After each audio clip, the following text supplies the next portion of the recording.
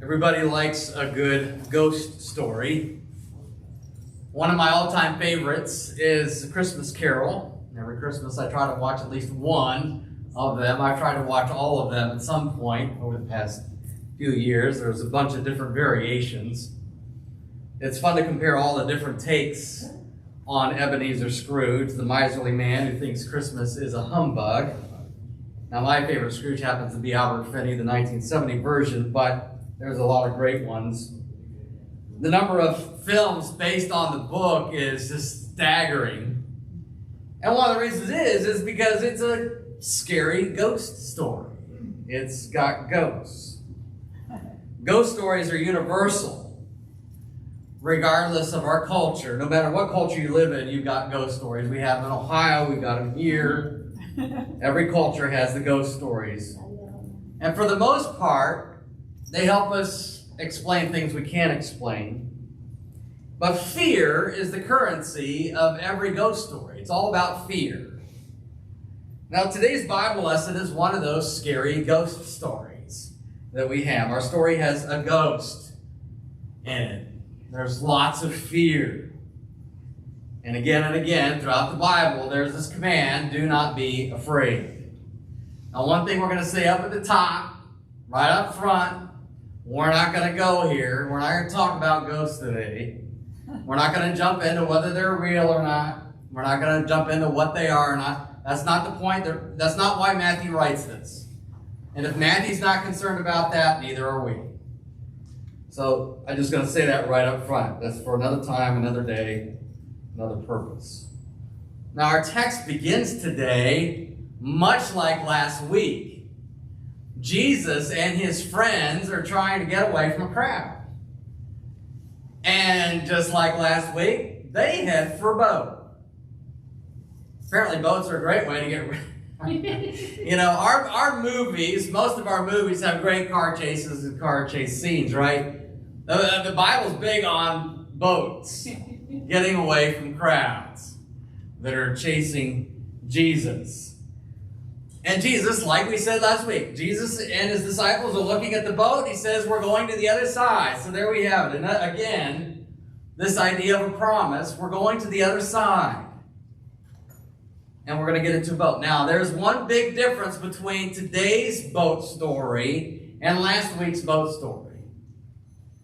Jesus is tired. Jesus has been, Jesus has just finished feeding 5,000 guys, probably 15,000 people, which is the size of Bird Ogden Arena. So he's fed 15,000 people. He's tired. The disciples are tired. And Jesus says, get in the boat. This time, Jesus isn't going with them. They're going to go by themselves. He says, I'll meet you there. And so that's what's going on. The other thing going on with Jesus that this text also tells us, Jesus is dealing with grief. One of the reasons why he sends his disciples off by themselves onto the lake, onto the sea, headed to the other side by themselves is he wants to be by himself. His best friend, his cousin, John the Baptist, has just been beheaded. Jesus has just gotten word. In fact, Jesus gets word that John the Baptist has been killed by Herod, and there's all these people showing up. And Jesus, in his compassion and in his grace, imagine if your best friend, you found out your best friend had died. You want to get away. There's all these people here. And Jesus says, nope, we're going to take care of these people. He feeds the 5,000. Feeds the 15,000. He spends all day with them. No time to grieve. Finally, the sun sets. People head to wherever they're staying, head home. And now it's time to grieve. So he puts his disciples in the boat, and Jesus goes off to grieve. Well, when you see disciples getting in a boat and they're heading off to the sea, something big is going to happen. A lot of big things happen in boats in our biographies of Jesus here in the New Testament. Like we had one last week where there was a storm that showed up Jesus is sleeping in the bottom of the boat, and he calms the storm. There's a couple of other instances. They're out in the sea. They've been fishing all night, haven't caught a thing, and all of a sudden the boats are inundated with fish. It seems like those boats are always sinking. So you have to wonder, if you're reading this with Matthew's readers and the disciples are headed off to a boat, you're already, that suspense music is already starting. You already know something's going to happen. A lot of times it's not good. Well, here's what happens. Sure enough, this doesn't go well for the disciples. They're probably a mile or two out into the lake. And it says the wind starts battering. The waves start battering the boat. Oh, here we go again. Doesn't say there's a storm, but whatever's going on is causing a ruckus on the boat. Last time Jesus was sleeping in the boat. This time they're out there and the waves start doing this thing they do again.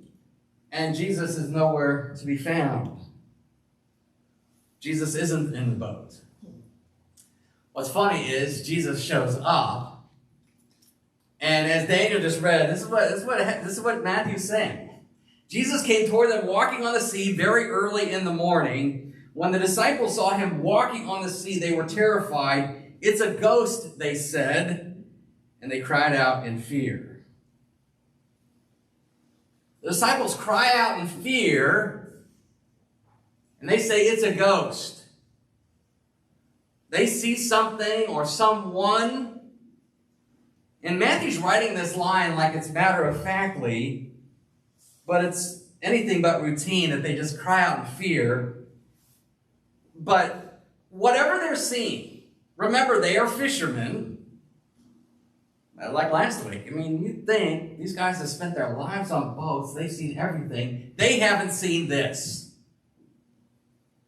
They haven't seen this. Something is surreal. Jesus is walking on the sea. Like that's something that happens all the time, but it doesn't. And when we hear this story, we read this story, and we've seen this we've read this story. I've read this story since I was a little kid in Sunday school. We read about Jesus walking on the water, and we start to forget how just stupendous that is. It's so stupendous. I read a story this week. I think it was the BBC reported that some scientists had gotten together to determine there was probably ice on the sea that week. It's so stupendous. They're grasping for things, right? To come up with explanations for this. There's not ice on the sea. Mm-hmm. But they're beside themselves. They are terrified. And what they go for, what's fascinating to me about this is they're seeing something that they haven't ever seen before, and what comes out of their mouth? It's a ghost. It's their explanation for what they cannot explain. So they reach back for something that they think is going to explain what they are seeing. This is their interpretation of an event taking place for them in this moment. And they did have these stories. There were stories in that day. Jewish folk literature had their own stories of ghosts, had ghosts walking on the water. And typically, those ghosts that were in and around water in the Jewish culture were not nice ones. Always ended up with somebody, being deceased. So the disciples are reaching back and reaching into something they think they can explain what they cannot explain and what they're seeing. But the problem with that is that there's another option that they haven't really grasped. There's actually another explanation for this. And think about the fear. You think about the waves going on. You got the waves battering the boat. You got this thing that they are seeing. They're not reaching for an interpretation that includes somebody that has just fed 15,000 people with 5 loaves and 2 fishes. That's not on their radar. That's not in their thinking. But it isn't a ghost. They think they're doomed. But then Jesus speaks. That's what he says. Immediately Jesus spoke to them, "Have courage, it is I." Same thing we read from the book of Joshua. God giving some encouragement for Israel. Now it's on the lips of Jesus. "Have courage, it is I. Don't be afraid." Don't be afraid. It is I. And for most of them who hear that, that shatters their interpretation that this must be a ghost. It shatters their expectation that they can actually reach for something that they think there is going to explain what they cannot explain. They're reaching back for their own folklore stories,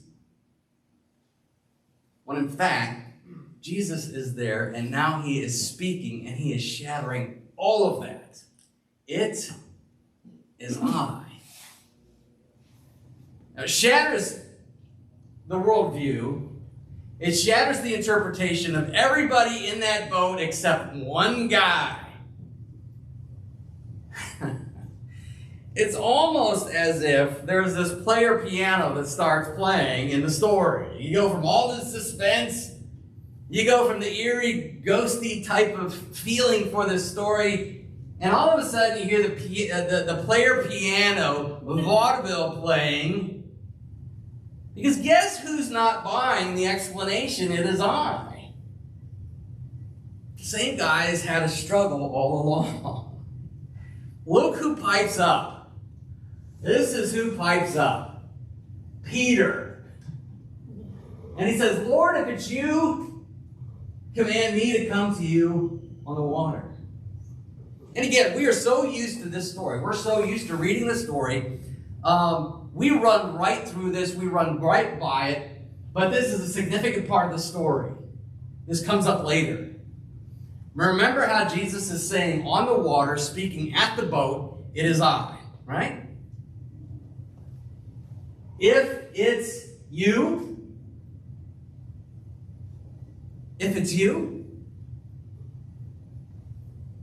Peter is not buying it. If it's you.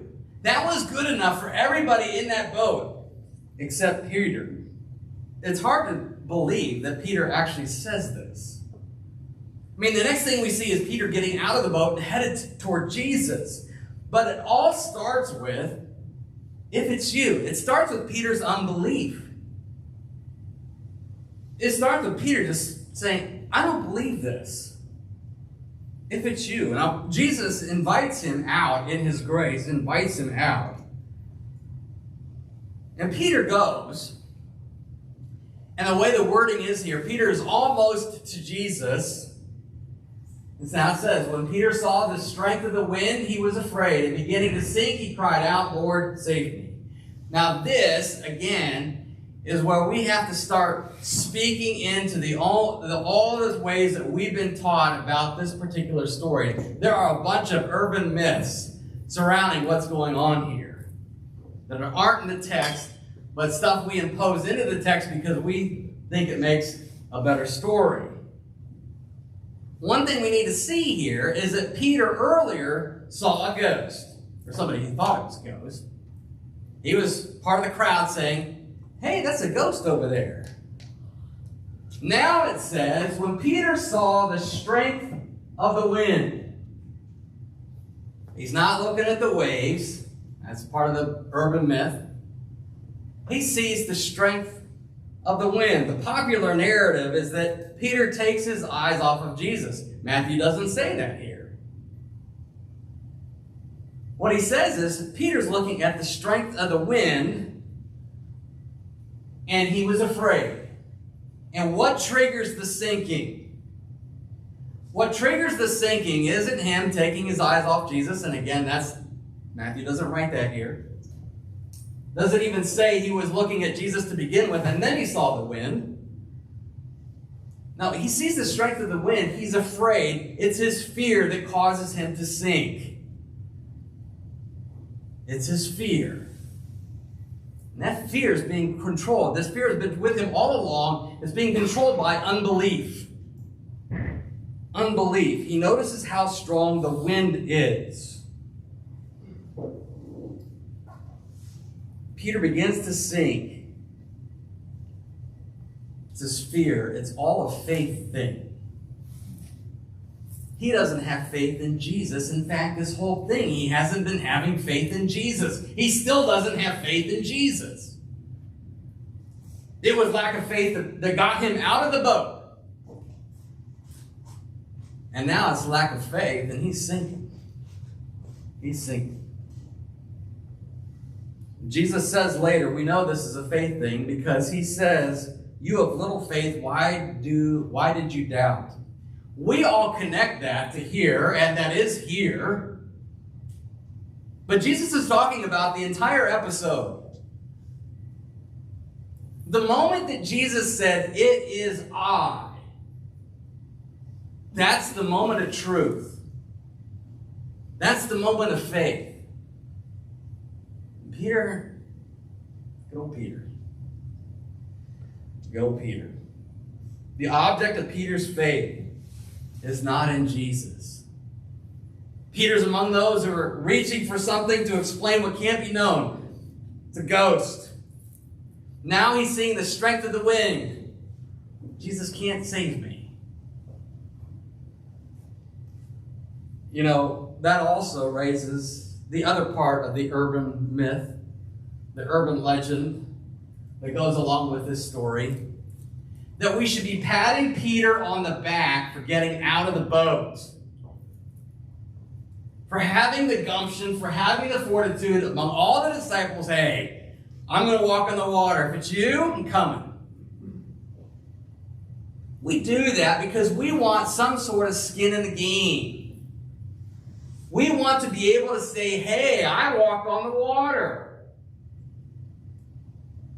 We want to be able to say, hey, look at what I did. We're all looking for that explanation of all the stuff that is going down. There are no pats on the back from Jesus for Peter for getting out of the boat. This isn't about Peter's courage and then all of a sudden losing it in fear. No, this is about Peter's unbelief from the very beginning of the story all the way till now when he's sinking. The ones that have faith are the ones that are still in the boat.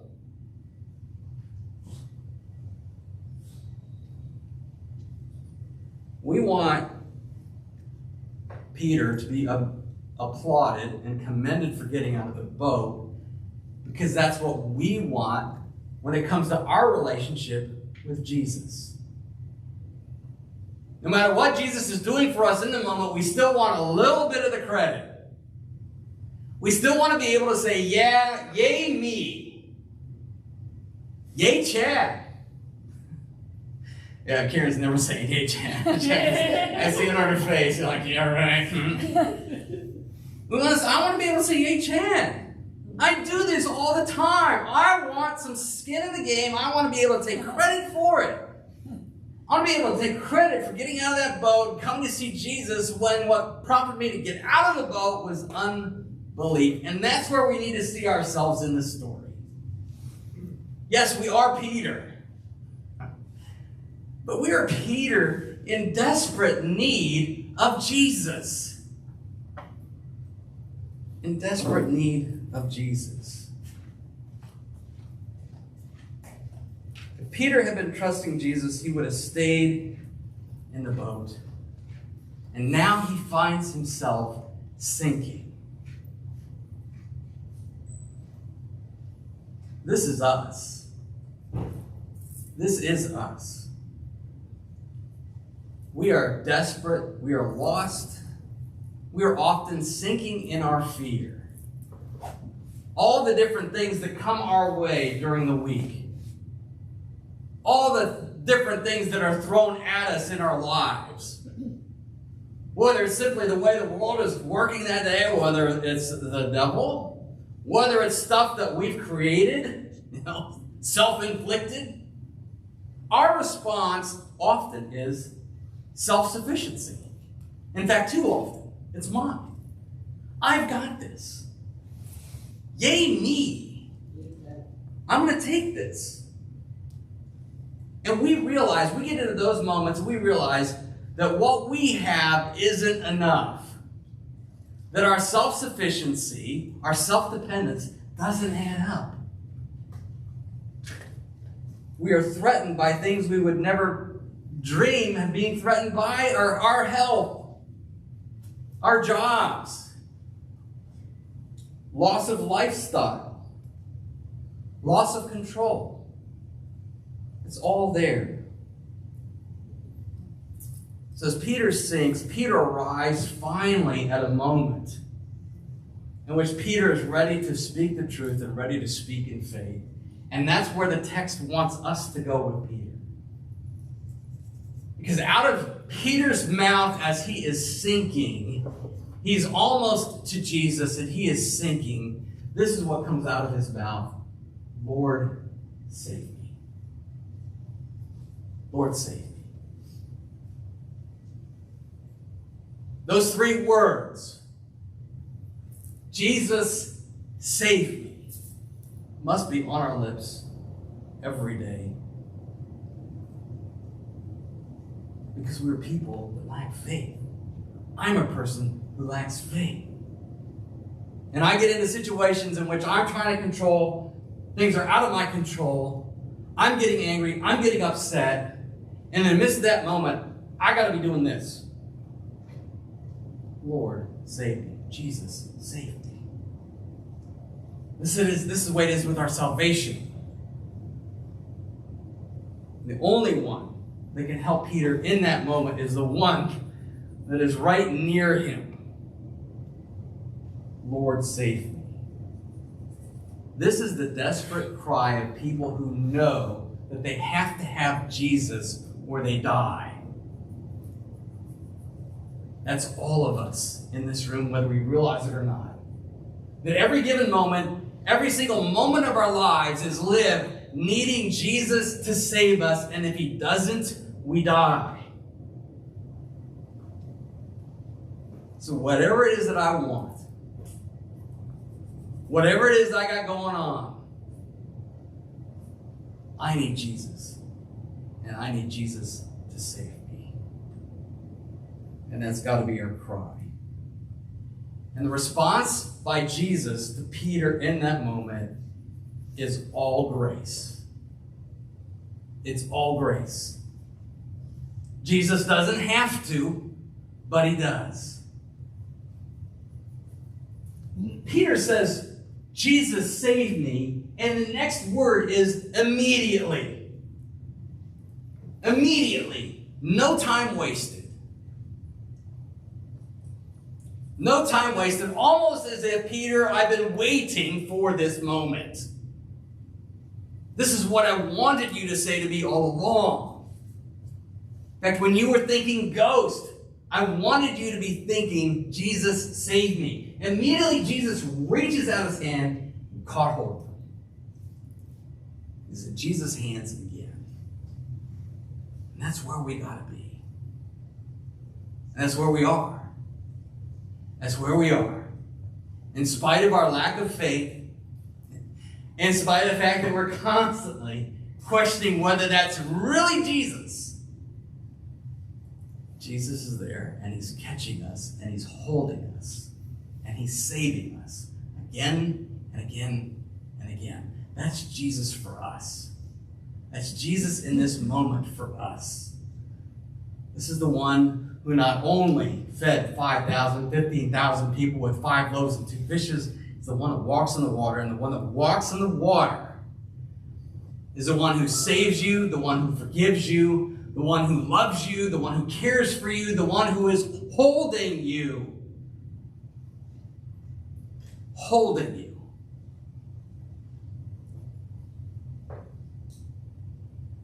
It is I.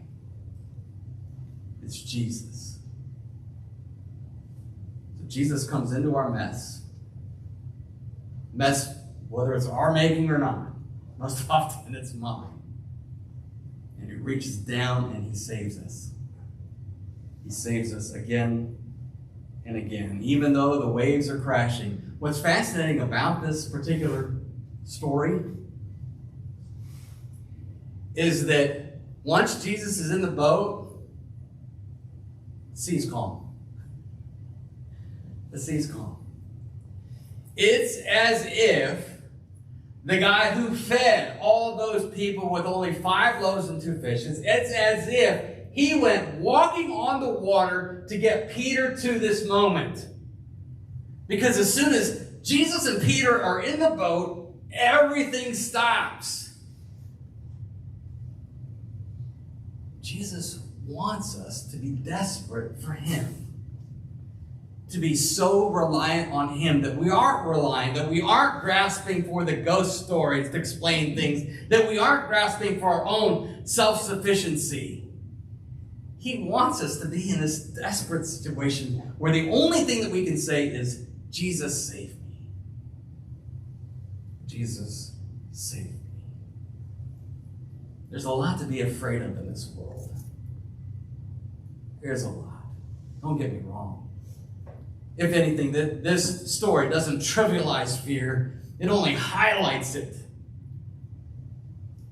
Because there are things to be afraid of.